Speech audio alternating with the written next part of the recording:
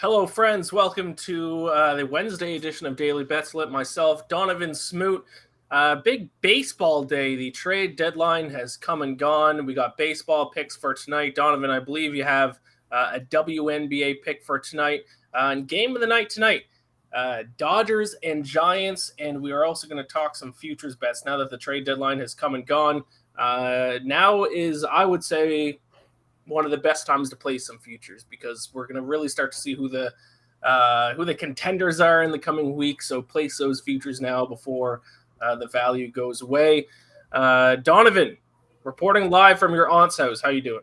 I'm doing good. Yeah, specifically from my little cousin's room because there are renovations going on in my normal spot and the electricity is going on and we don't need another, Wi-Fi scare like last time. So, yeah, live from my aunt's house. Who's the baseball player whose feet I can see? That is George Springer. George Springer. Shout out a Toronto Blue Jay, George Springer, hanging up in your cousin's room. How about that? Yeah, huge. Listen, there's nothing but Astros stuff behind here, so George Springer's all on the wall.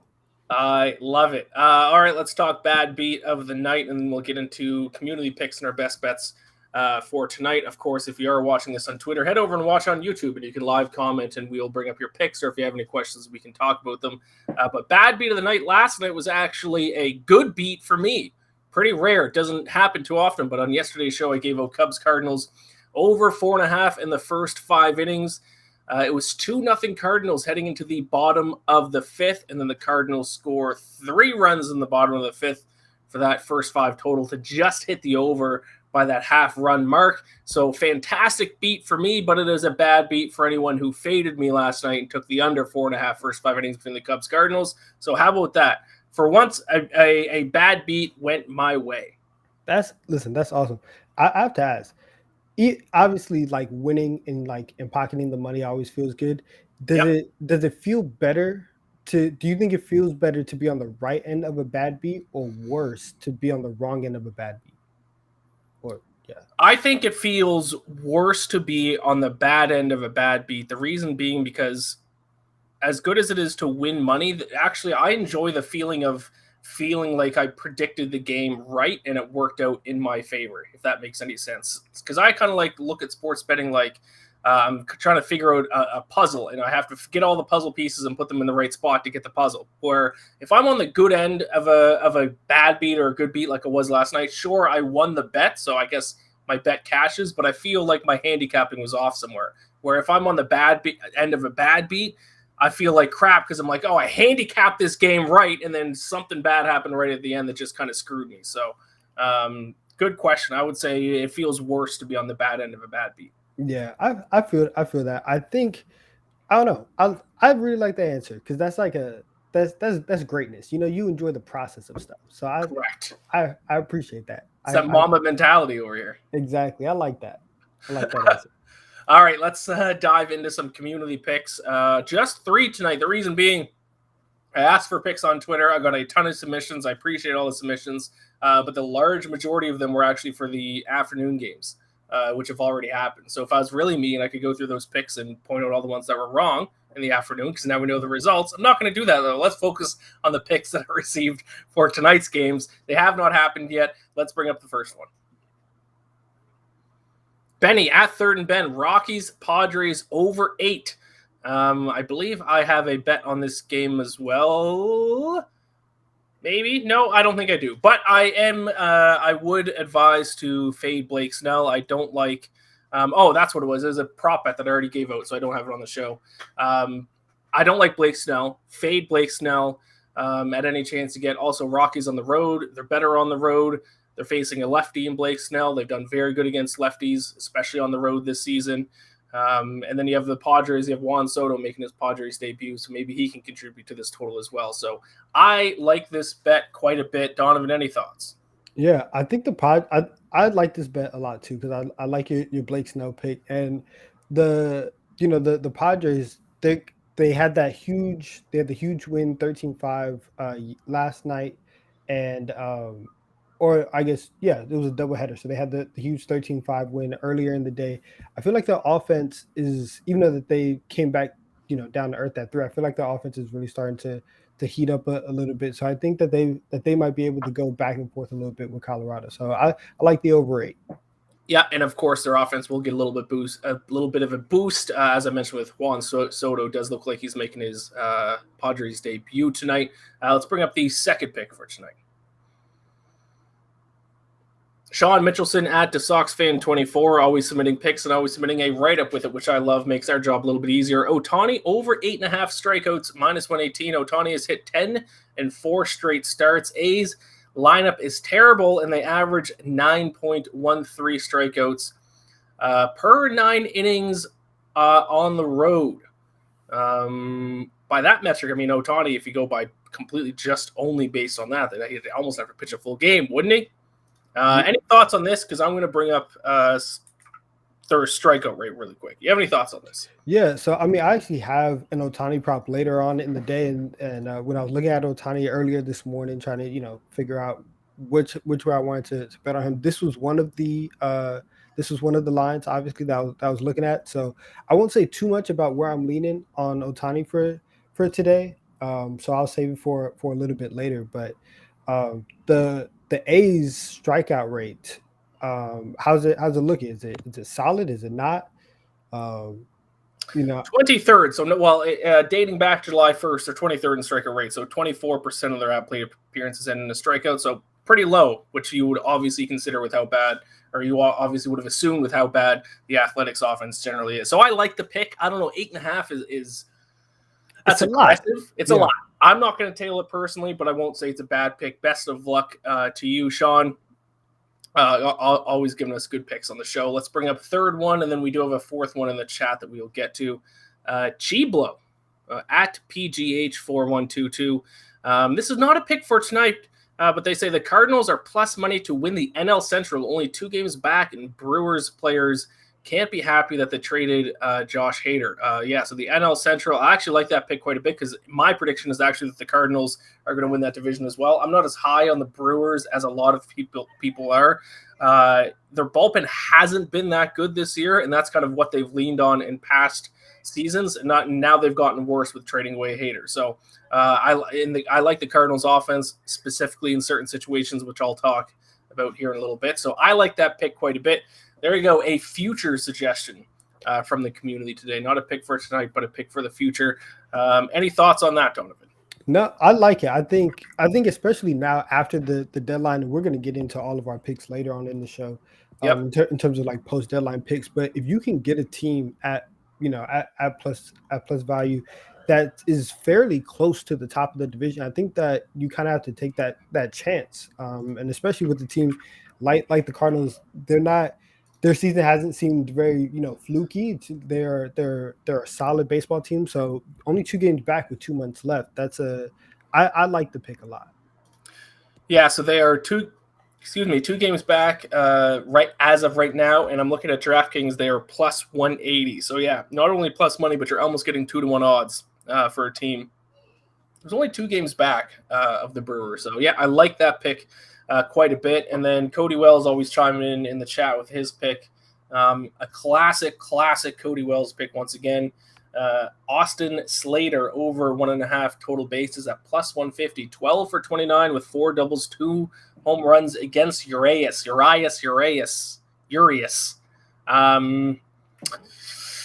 That's going to go against my pick for the game of the night, Cody. So best of luck to you. I know that you like these over total bases. There is a world that we both win our bets, but I don't want to give away my pick either. So good luck to you. I know that you love these kind of player over total bases, especially at plus money, but I'm going to have to disagree with you on this one, Cody. It goes against my pick. Yeah, I think we might be on the same side for how Urias is gonna perform tonight. So I'll kind of save that until the end of the show as well. Yes, because that is the game of the night, Giants-Dodgers. I know that was the game of the night, I believe, on Monday's show, but there's nothing.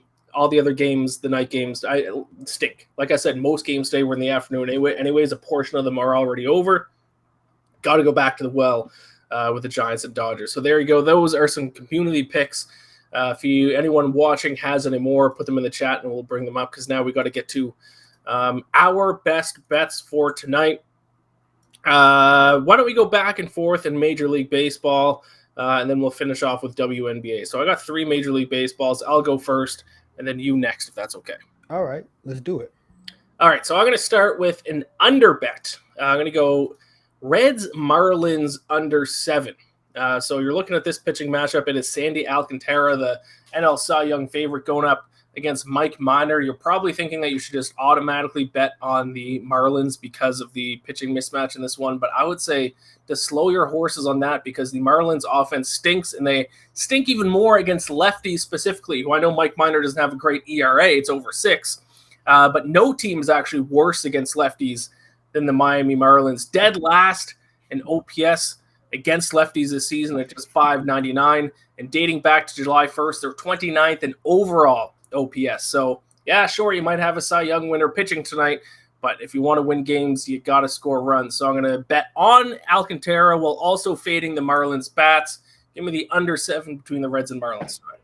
Yeah, I like that pick quite a bit, and I found I've bet on Sandy a couple times in the past few weeks in his starts, and the strikeouts haven't necessarily been there in terms of reaching his prop line. So I think just being able to still find a way to back like you said the Cy Young favorite is always a good idea. Yeah, I agree. It's a way to bet on him while also not kind of betting on the Marlins to win. So there you go. That's my first bet. You go ahead with your first baseball bet for tonight. Yeah. So the last time we were on, I took the over on Jose Urquidy's strikeouts at 4.5. He missed. However, I'm a very stubborn person, so I'm taking the same exact bet tonight in his start against the Red Sox. Jose Urquidy over 4.5 strikeouts, -130 with the Astros facing the Red Sox. And I kind of have the same logic. He's a really good pitcher at home. This is a Red Sox team that is clearly selling. They sold off at the deadline. And Urquidy at home, his opponent batting average is 230, which is very, very good. He has more strikeouts at home than he does on the road, despite having 3 less starts at home than on the road. He's missed this line in the last 2 starts, I believe, but those were divisional games against the Mariners. They kind of had his number. I'm going to take Urquidy to kind of take the home cooking tonight and get over 4.5. Little strikeout prop to get things started off. Jose Urquidy becoming one of your favorite pitchers to back, over 4.5 strikeouts there. All right, my second Major League Baseball pick for tonight. I'm going to be honest, my picks outside of the under are a little bit chalky. I'm going with a run line here. Brewers -1.5 against the Pirates. There's just no reason to bet on the Pirates in this game. Just like the Marlins, the Brewers actually stink against left-handed pitchers. But luckily tonight they face a righty and Tyler Beede, and it's probably going to be a bullpen game. It's probably just going to serve as the opener tonight. Brewers 4th in OPS against righties this season, 1st in OPS against righties dating back to July 1st. And if this is a bullpen game for the Pirates, that doesn't really bode well for them because they're 27th in bullpen ERA. So I see no reason, no sign, no anything to back the Pirates, to convince me to back the Pirates. So I'll take the Brewers. It's chalky. I'm taking a -130 run line, but it just seems very obvious. Maybe it's too obvious. Maybe you want to fade me on this one. Maybe sometimes when things seem too good to be true, they usually are. But I'm going to back them Brewers -1.5, -130. All right, I like that. You may be galaxy braining it a little bit and trying to outfake the fake that's not even going to happen. Right. So, Correct. So the chalk might work tonight. It might work. So my next pick, I'm gonna go. So I'm actually going with Shohei Ohtani under 20.5 outs recorded, and so this was the prop that I landed on for Ohtani. Like we were talking about earlier, his line is at 8.5 strikeouts tonight. That's just high. That's just really high. And I know Ohtani, he's actually gotten double-digit strikeouts in 6 straight games. I just don't feel comfortable backing it, but I think that the under 20.5 outs is where it's at. He, in his last 10 games, he's only pitched 7 innings, which is what he would need to get to 21 and hit the over. He's only pitched 7 innings or more in 3 of his last 10 starts. He doesn't really stay on the mound into the seventh, eighth, ninth. Talking about complete games there, but he's hit the under on this line in 3 straight games. I think that this is a much better way to bet on Otani rather than taking a really aggressive strikeout prop. So I think that he's going to be really efficient tonight. He may very well still get 2 double-digit strikeouts, but he might just do it in six or six and a third rather than going 7 innings and getting that. So I think we're going to see an efficient night from Otani, and so I'll take the under on the outs recorded. Total outs recorded. I can't say I've ever placed a bet on that, but I like it quite a bit. That's you're in for the long haul watching that bet for sure. Yes, sir. So we got a couple Otani bets already given out on the show. I will give out one more MLB bet, and then we'll talk a little MLB really quick. But I'm going to go back to the Cardinals and Cubs. I was on this game last night. Tonight, I'm just going to take the Cardinals to win. Super chalky. I mean, I could have just taken run line, but every time that you bet on a favorite, you don't necessarily have to take the run line. Sometimes, maybe even if you want to make a little bit more, maybe put 2 units on it. But I'll just take the -165. I'll eat the juice on this one. But unlike the Brewers and the Marlins, the Cardinals are actually fantastic against lefties this season. 3rd in the majors in OPS against left-handed pitchers at 782.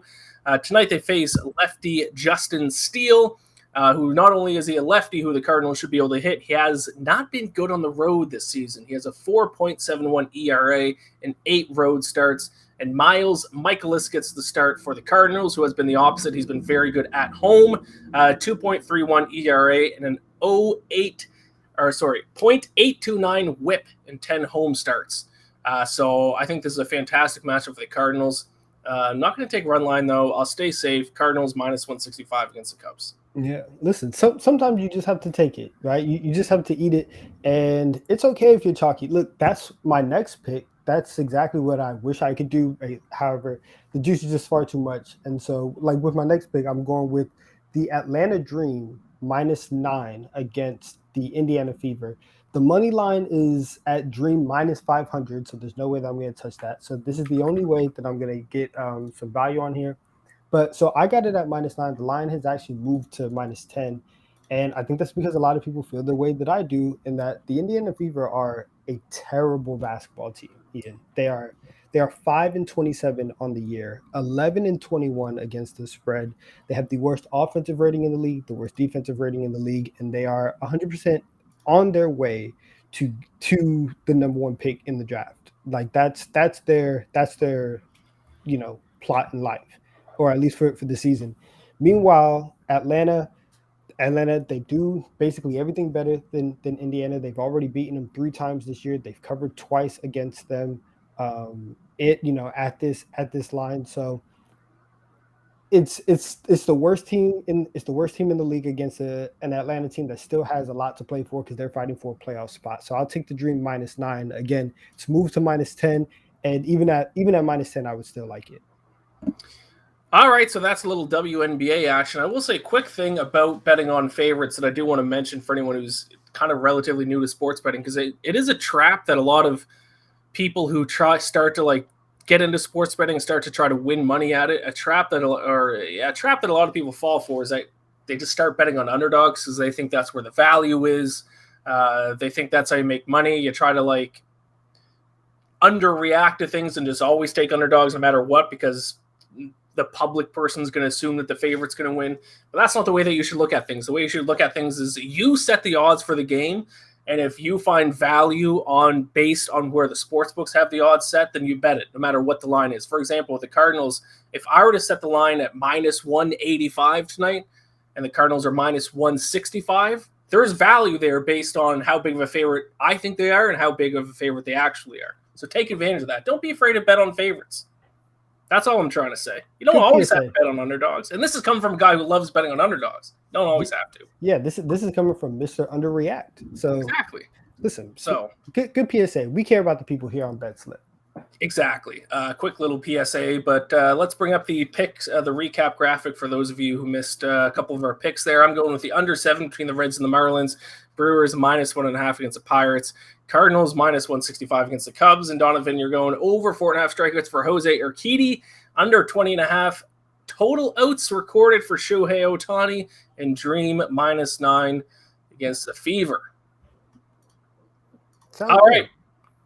Let's get back to Major League Baseball now that we are in the post-trade deadline world. Let's talk a little futures action. We both have two futures that we think you should place now that the trade line is over with. I will go first, Donnavan, and then we'll go to you because I will talk about my beloved Blue Jays, who, to be completely honest, they did not get Noah Syndergaard at the trade deadline like I was hoping they would yesterday, but still, this is a futures bet that I have talked about recently. I tweeted about it earlier this morning as well. I think the Blue Jays are going to win the AL East, so you can still get it at 20-1. To be fair, they are 11 games back from the Yankees, so this is still a massive long shot, but the Yankees and their fan base are crumbling. It is a beautiful thing to see. I predicted it all year because this is how the Yankees work. They stumble a little bit, and all of a sudden, they all act like the world is ending. Garrett Cole gave up 1 million runs in the first inning this morning in their game against the Mariners. It is fantastic to watch, and the Blue Jays, I think, are going to get hot. I think this 11-game lead that the Yankees have, I think we're going to see that dwindle down fairly quickly. I mean, the Blue Jays didn't really get a starter in the rotation at the trade deadline. The Yankees did get Frankie Montas, but still, the rest of their rotation, not necessarily that good. Garrett Cole, bum. Nestor Cortez is decent. Frankie Montas was a good pickup, but then who do they have? Jameson Taillon, he's not good. Domingo Germain, since he's been back, he's been trash. Blue Jays will win the AL East. You can get it at 20-1. 11 games in 2 months that's aggressive. That's aggressive. 20-1. Okay. Okay. We'll see. Okay. So you have the Blue Jays winning the AL East. I want to go to another division winner, and I'm gonna take the Guardians to win the AL Central. And so they're at plus 280, plus 275. I think right now they may have moved down at DraftKings. And I'm taking them because for kind of the same reason that we saw earlier with the Cardinals to win the NL Central, is that the Guardians are a game and a half out of first place in the AL Central. And if you look at the odds for that division, the White Sox are the favorite to win at plus 135. The Twins are at plus 145. Then the Guardians all the way down at plus 285. You're almost getting 3-1, and they're only a game and a half back. And meanwhile, Cleveland still has 6 games against the White Sox, and they have 8 games against Minnesota down the stretch. They have 14 games where they can create some separation between the White Sox and make that comeback against the Twins. The Guardians, listen, they're 3-1 in their last 4 games against the Twins. They and on top of all of that, they end the season with a 6-game set against the Kansas City Royals, who are the worst team in the division. So, and they will likely be checked out at that point, just ready to get to the offseason. So there's a lot of games left for Cleveland to go in and take this division. And so I think that at nearly 3-1 odds, that's great value for the Guardians to come in and win this division. Yeah, listen, if that divisional battle is going to come down to those 3 teams, why not just take the team with the longest odds and hope for the best? Exactly. Especially since they're not out of the 3 teams, they're not in third right now. The White Sox are somehow the favorites, which is still puzzling to me. Very, very exactly. So a game and a half back, 2 months, 3-1 odds. Let's do it. All right, let's talk a couple World Series winners. Neither of our picks are actually really groundbreaking, but I think they are worth bringing up, especially, my Dodgers said. Do you bet on the Dodgers to win the World Series? They're the favorites or co-favorites with the Yankees right now. I'm not, like I said, I'm not saying anything, a hot take here. But the Dodgers are the best team in Major League Baseball, and it's not even really close. I think they should be at 2.5, 3-1. So I think we're getting some value at plus 390. You know what team is first in overall ERA this season? The Dodgers. You know what team is first in overall OPS this season? The Dodgers. So if you look statistically, they have the best offense. They have the best defense. They should win the World Series. It's really that simple. They're stacked. They're loaded everywhere. Los Angeles Dodgers to win the World Series plus 390. It's really that simple. Don't overthink it. Okay. I'm not going to argue with that. I think that the Dodgers will get out of the NL, but I don't think that they will win the World Series because I think that that will be the Houston Astros. Mm. The Astros, they got Trey Mancini, they got Will Smith, they got Christian Vasquez at the deadline. They bolstered their rotation a little bit. They got a really good batter. I think that this Astros team also is just I think that they're on a collision course with the Yankees. I think that New York eventually figures it out and they end up in the CS and we get Astros and Yankees. But like we've seen for basically the last 5 years, the Astros just have the Yankees numbers and the Yankees they'll eventually crumble and under the pressure, whether they have home field advantage or not. And this is an Astros team that just knows how to win. They've made the CS in each of the last 5 seasons. They made the World Series in 3 of the last. Look. It's not the same core as Altuve, Correa, Bregman, and Springer. They obviously lost those two, but Pena is really good. Yordan Alvarez is top 3 in home runs this season. He's arguably, in the AL MVP race. They know how to win games, man, and they got better at the deadline. So I think at plus 400, they're pretty valuable there. All right, so there are a couple division winner picks, a couple World Series picks. Let's dive into the game of the night here. We're going to talk a little bit more baseball. One of the teams being the team that I just picked to win the World Series, the Los Angeles Dodgers, taking on their NL West opponents, the San Francisco Giants. It is Julio Urias. I think it's Urias. We have no idea. We have no idea what we're saying. A common theme in this show, especially with baseball players, I just can't pronounce names. Against Alex. Let's just call him Julio. Let's call him Julio. There, that works for me. Even though, saying the word Julio makes me angry because then I think of Julio Jones, how he just signed with the Buccaneers. Taking on Alex Cobb with the San Francisco Giants. Not to completely switch sports, but god damn it, Julio. All right, let's talk about this game. We already had a pick earlier in the show talking about this game. I believe it was Cody or someone else. I don't remember. My pick is going to be Julio Urias under 4.5 hits, minus 120. So for him to give up less than 5 hits, this is just completely based on his dominance of the San Francisco Giants this season. He's already faced them 3 times. He has an ERA of 1 and a whip of .611 against the Giants. In 3 starts, he's given up 2 hits, 3 hits, and 4 hits. So all 3 of his starts so far, he's given up fewer than 4.5 hits against the Giants. I will back him again today to hit under that number. Julio under 4.5 hits, minus 120. Okay, I like that. I'm also on the Dodgers side tonight. I'm gonna take the Dodgers on the run line though, plus 105 to beat the Giants. Like you said the Dodgers case for why they're gonna win the World Series earlier, and their offense is absolutely rolling right now. In the last 2 weeks, top 5 in OPS, runs, home runs, and hits. There's absolutely nothing that their offense can't do.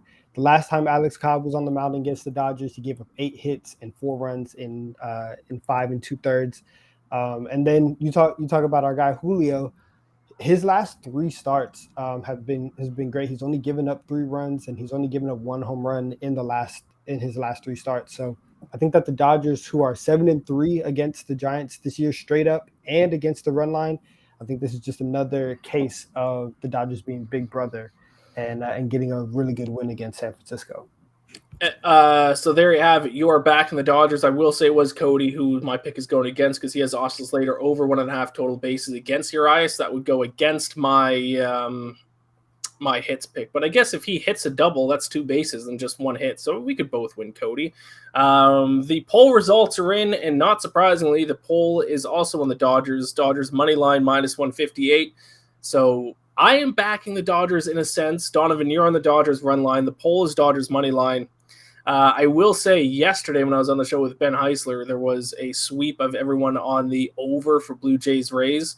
Ben was on it. The poll was on it. They were that confident the total, and they went over. And someone who gave it a community pick was also on it. So there was 3 people on the over yesterday in Blue Jays and Rays, and it finished 3-1. So listen, hopefully tonight is a little bit better. I hope maybe because maybe because it's me and I get some good luck tonight. Hopefully the gambler you know looks down on us and gives us some favor today. Gambler bless. But there is our show. It was a quick one today, but I mean, we're still in the dog days of summer. The Hall of Fame game is tomorrow night. That might be the sign that the dog days of summer are coming to an end, and hopefully we're going to have some more sports to talk about as the NFL season, as the college football season approaches us. Also, the golf tournament starts tomorrow. Wyndham Championship. Myself and Cody Williams did the Green on the Greens episode on Monday, so check that out once we wrap things up here. LPGA has their last major of the season going on. I wrote my article with my picks in that as well, so check out BetSided for that. Donnavan, any final thoughts before we wrap this up, or anything that any articles you wrote today people should check out, or anything like that? Yeah, well, we're rolling out our NFL team by team previews. Yep. And so tomorrow we're going by win totals. And so tomorrow, my preview for the Seattle Seahawks this year, whose win total is at 5.5, that will be up at 5 a.m. Eastern, bright and early. So start your day with some Seahawks, and we'll be rolling them out, I think, until the start of the season, maybe until like a week before. But we'll be having those team previews every day. Grab your coffee tomorrow morning, read Donnavan's Seahawks preview. I wrote the Falcons one, and that came out this morning because the Falcons have the second lowest win total projection. So that's tough. It's going to be a tough year for it to be a Falcons fan. Yeah. And tomorrow it'll be you and I will be back. We're doing a back-to-back. So tomorrow, Thursday, it'll be myself and you, Donnavan, doing Daily Betslip.